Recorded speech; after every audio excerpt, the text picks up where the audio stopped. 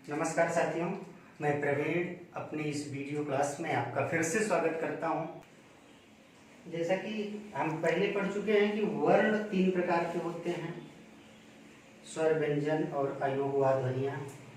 फिर हमने पढ़ा था कि उन्हीं वर्णों के आधार पर ही संधियाँ भी तीन प्रकार की होती हैं, क्योंकि भाई वर्णों का मेल ही संधि है।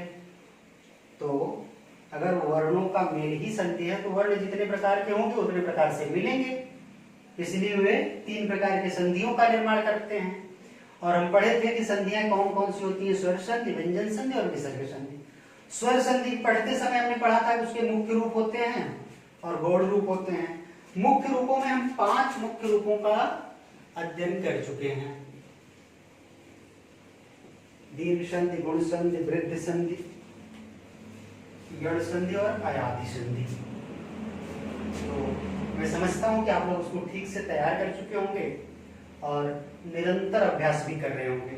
यद्यपि संधि समाप्त होने के बाद मैं आपको अभ्यास माला दूंगा और वे क्वेश्चन दूंगा जो बार बार परीक्षाओं में आपसे पूछे जाते हैं। कोई अतिरिक्त प्रयोग नहीं करूंगा आपके साथ, लेकिन इस समय उनको दोहराना, बार बार विषय का दोहरा होगा, इसलिए हम उसके गौड़ रूप पे आते हैं। और स्वर संधि के गौड़ रूप को पढ़ते समय हमने देखा था ना, वे 3 प्रकार की होती हैं।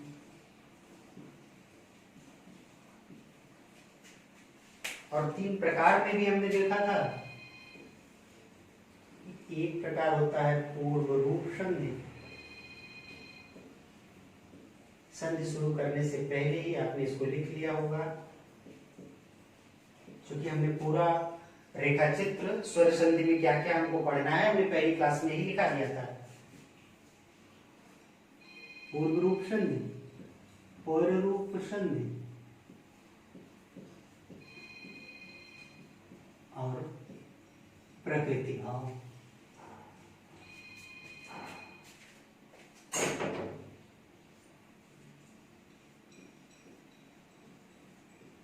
और मैंने आपसे बताया था कि स्वर संधियों के ही 5 रूपों से प्रायः प्रश्न पूछे जाते हैं। गौड़ रूप से प्रश्न ना के बराबर पूछा जाता है। जब कभी एग्जामिनर का मन करता है तो बहुत आगे बढ़ पाता है मुख्य रूप से, तो पूर्व रूप तक आता है। कहीं कहीं पर रूप भी एक आध बार पूछा गया है और प्रकृति भाव तो पूछा ही नहीं गया है, लेकिन एक ही बचता था तो हमने सोचा कि आप उसको भी देख लें। आइए देखते हैं एक एक करके कि पूर्व रूप संधि क्या है, पर रूप संधि क्या है और प्रकृति भाव संधि क्या है।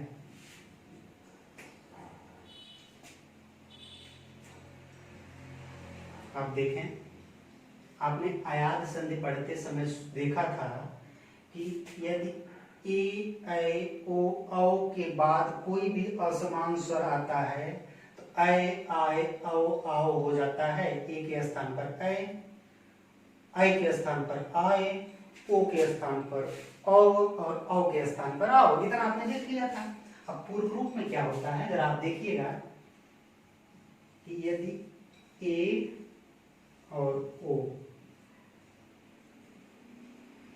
के बाद, अर्थात इसके बाद ए और ओ के बाद कोई अ से शुरू होने वाला शब्द आए, पद आए या शब्द आए, इसीलिए इसको आकार कहा जाता है। आकार से शुरू हो रहा है।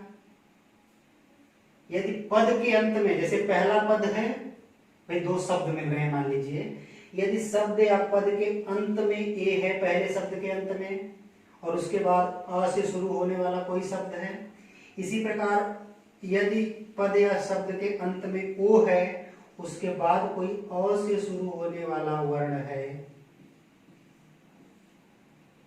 तो होता क्या है कि जो ये अ से शुरू होने वाला वर्ण है ना, इसका लोप हो जाता है। लोप का मतलब क्या है, इसको हटा दिया जाता है और इसके स्थान पर अवग्रह चिन्ह लग जाता है। अवग्रह चिन्ह अर्थात अवग्रह चिन्ह क्या है भाई?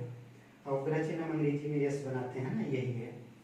इसी को कभी कभार लुप्ताकार भी कहा जाता है, जो कि लुप्ताकार इसलिए कि आ का लोप हो रहा है, ये आ लुप्त हो रहा है, इसलिए लुप्ताकार कहा जाता है। अब आप इसकी परिभाषा लिखना चाहें तो कैसे लिखेंगे आप लिखेंगे कि यदि पद के अंत में ए अथवा ओ हो और उसके बाद अ से शुरू होने वाला कोई शब्द आ जाए तो अ का लोप हो जाता है और अ के स्थान पर लुप्ताकार या अवग्रह का चिन्ह लग जाता है। इसको अवग्रह चिन्ह नाम दिया महर्षि पतंजलि ने। ए का लोप हुआ, सॉरी ए के बाद अ आया तो अ का लोप हुआ और अ का लोप हुआ इसको जानेंगे कैसे? हम वैसे भी तो हटा सकते हैं, आ का लोप होने का मतलब वो हट गया, और हट गया तो हम कैसे जानेंगे कि संधि हुई? इसलिए महर्षि पतंजलि ने कहा कि भाई संधि जानने के लिए जरूरी है कि वहां एक कोई ऐसा चिन्ह बना दिया जाए जिससे पता चल जाए कि यहाँ संधि हुई है, और उस चिन्ह को अवग्रह चिन्ह नाम दिया उन्होंने, और इसी को लुप्ताकार भी कहा। ठीक, आपने परिभाषा लिख ली होगी कि यदि पद के अंत में ए और पहले पद के अंत में ए और ओ हो और दूसरे पद के प्रारंभ में अ से शुरू होने वाला कोई शब्द हो तो अ का लोप हो जाता है, उसके स्थान पर अवग्रह का चिन्ह लगा दिया जाता है। अब आप उदाहरण देखें।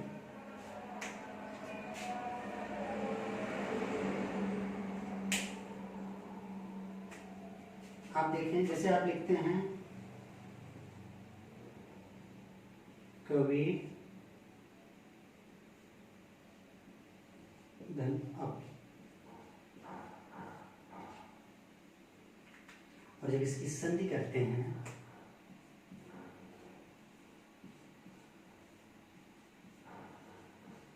ऐसे लिख देते हैं कवि अपि, उच्चारण वही हो रहा है लेकिन हमने संधि करते समय केवल आ को हटा के उसकी जगह अवग्रह का चिन्ह लगाया है, अर्थात आ का लोप हुआ है और यह बताने के लिए कि यहां संधि हुई है अवग्रह का चिन्ह लगा दिया गया है। जैसे हम लिखते हैं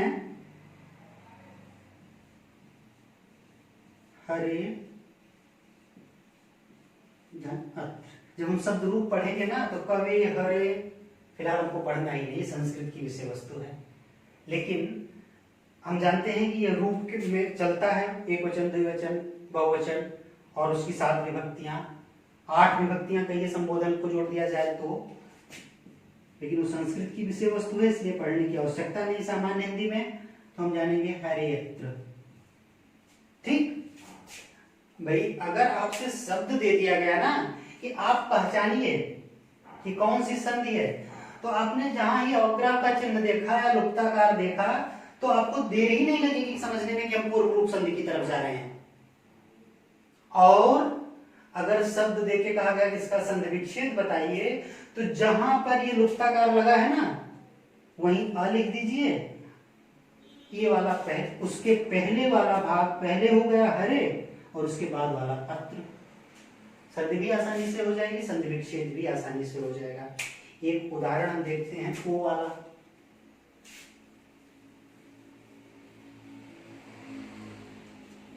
जैसे हम कहें कि प्रभु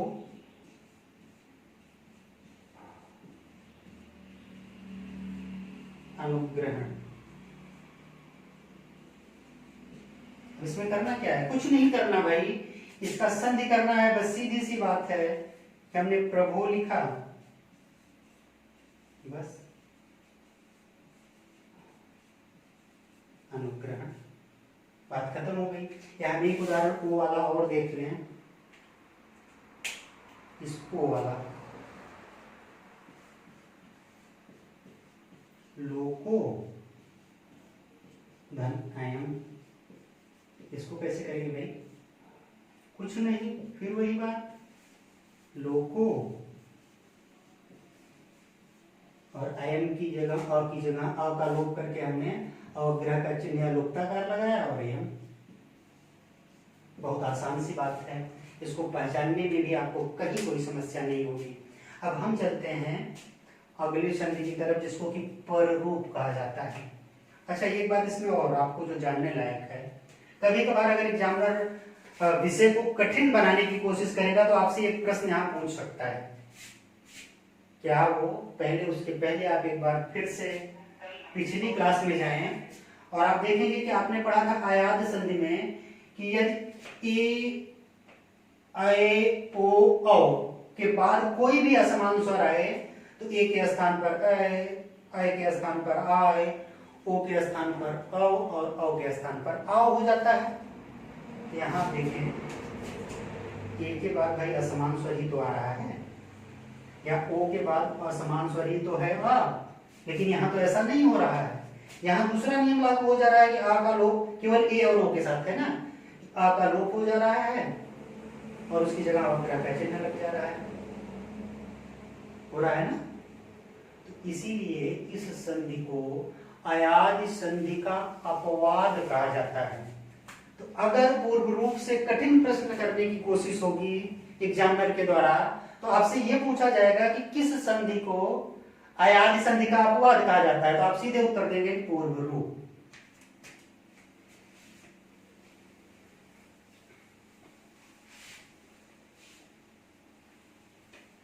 ये सिस्टम यार सही है, चलते हैं।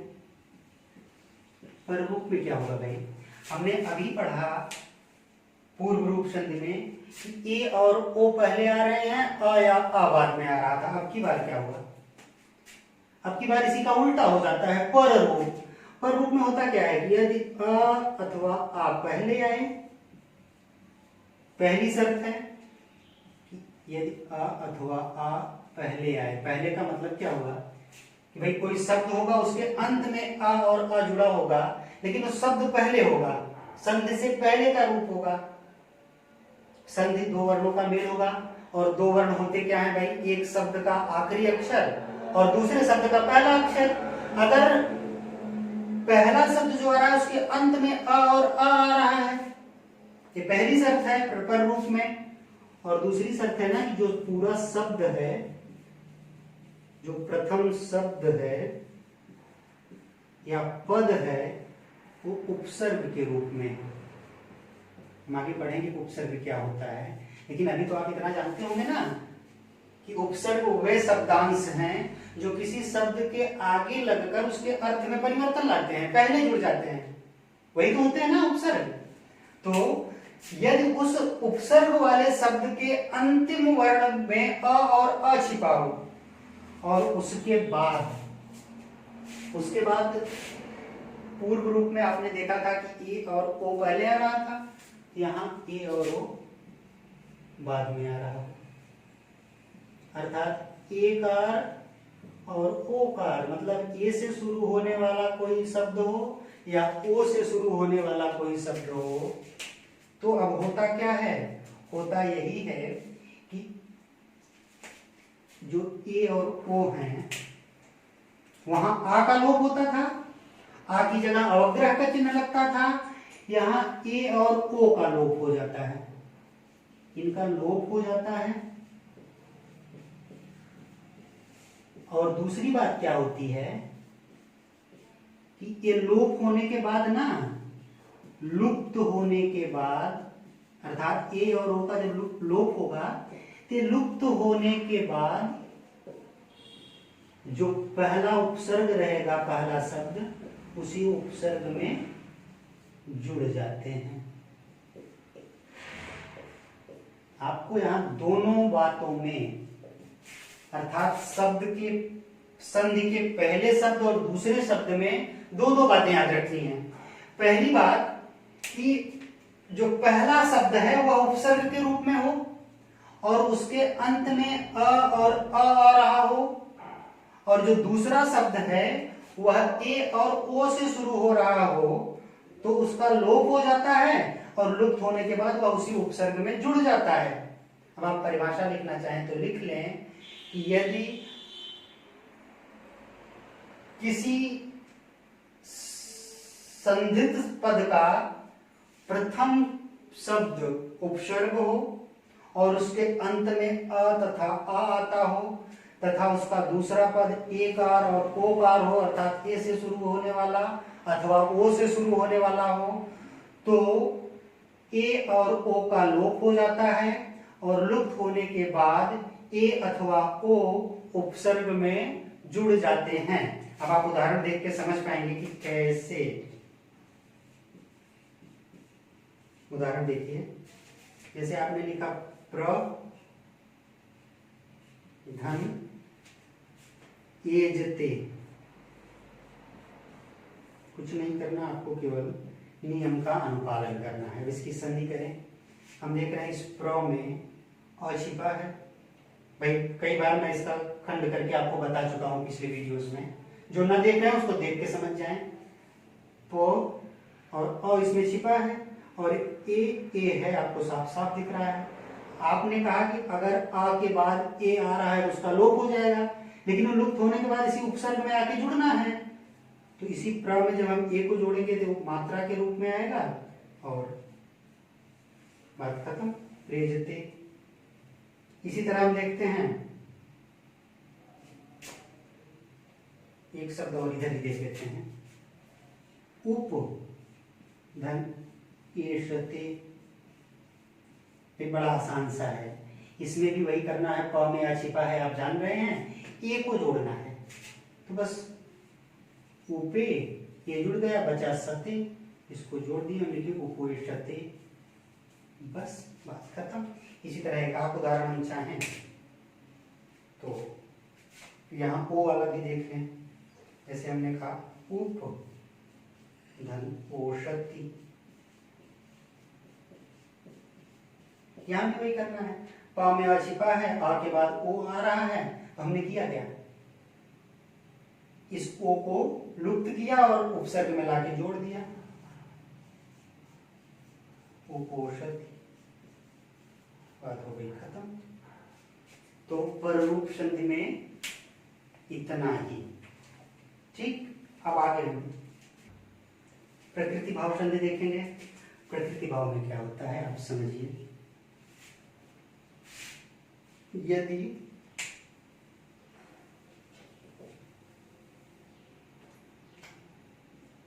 ईकारांत, ईकारांत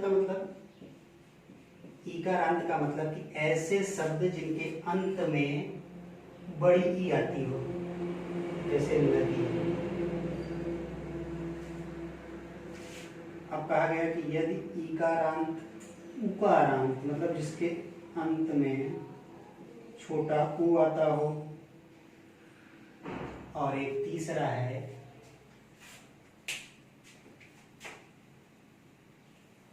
इसको मिटा देता हूं क्योंकि हम लोग प्रकृति भाव के प्रकार पढ़ रहे हैं। तो तीसरा होता है एकारांत प्रकृति भाव में।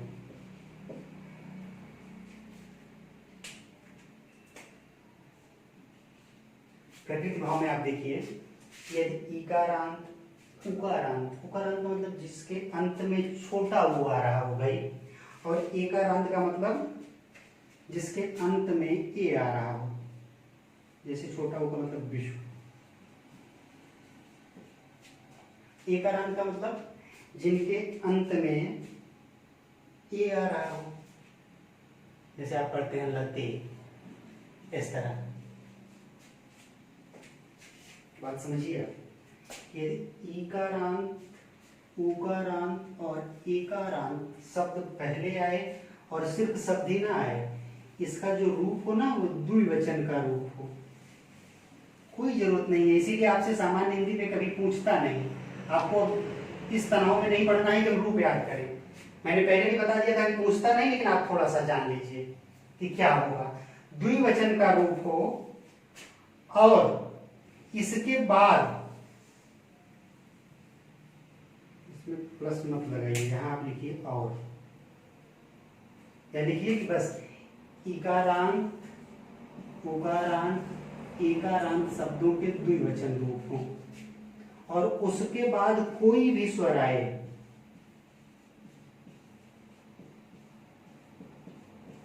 कोई भी स्वर आए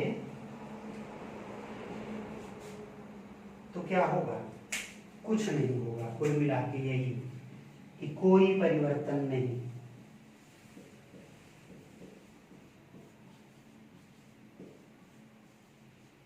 कोई परिवर्तन नहीं। प्रकृति भाव का मतलब ये है कि ज्यों का त्यों रहना। प्रकृति भाव का मूलतः मतलब होता है, जैसे प्रकृति का मतलब क्या होता है, स्वभाव। प्रकृति का मतलब नेचर, और हम कहते हैं ना कि signature and nature can't change. तो उसी तरह की प्रकृति में कोई परिवर्तन नहीं हो सकता, किसी की प्रवृत्ति में कोई परिवर्तन नहीं हो सकता।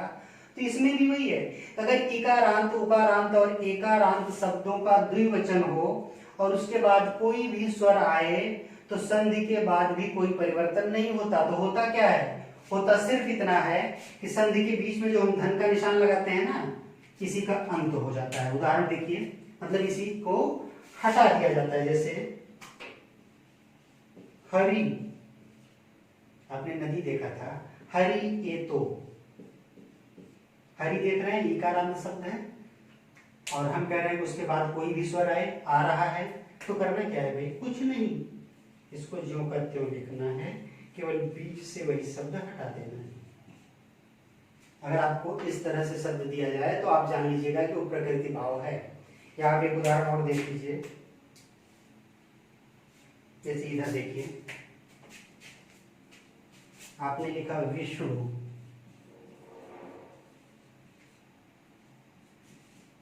इमो।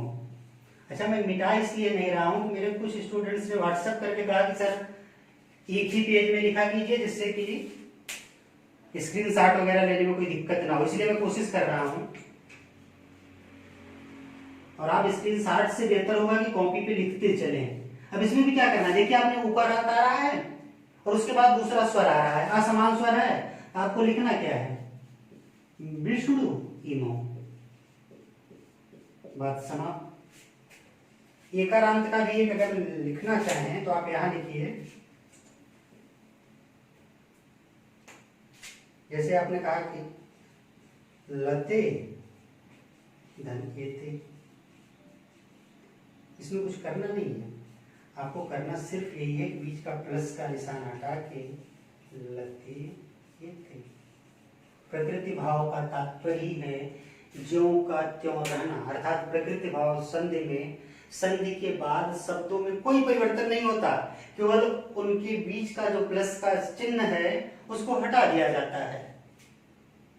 तो आपने पढ़ लिया कि स्वर संधियों के जो 5 मुख्य प्रकार थे और 3 गौड़ प्रकार थे, 8 प्रकार आपने पढ़ लिए हैं। और मेरी कोशिश होगी कि अगले वीडियो में स्वर संधि से संबंधित जो आपसे प्रश्न पूछे जाते हैं उनकी प्रश्नमाला अगले वीडियो में आप तक पहुंचा दी जाए, उसके बाद हम व्यंजन संधि शुरू करें। धन्यवाद।